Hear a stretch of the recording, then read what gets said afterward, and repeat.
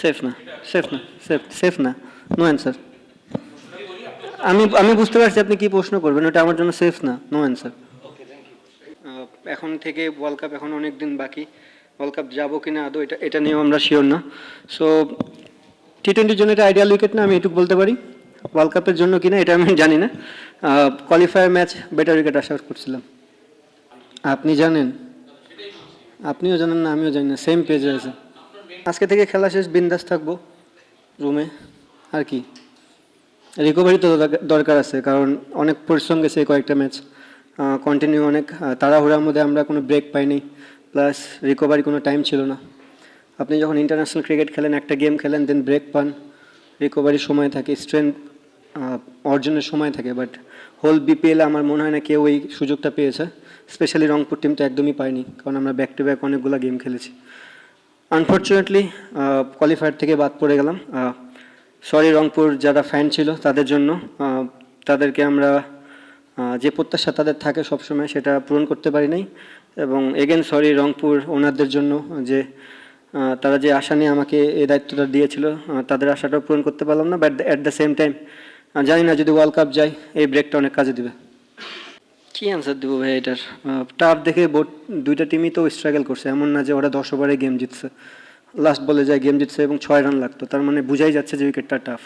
Obviously নতুন বলটা অনেক চ্যালেঞ্জিং ছিল, আমরা ওখানে আর্লি উইকেট পড়াতে কিছু ব্যাকফুটে চলে গেছি, বাট স্টিল আমাদের মনে হয় রিয়াদ ভাই এবং খুশদিল খুব ভালো ব্যাটিং করতেছিল, বা সোহান ভাইও যদি ওখান থেকে আরেকটু বড় করে দিত হয়তো বা রানটা 130 গেলে ডিফারেন্ট স্টোরি হলে হতে পারতো।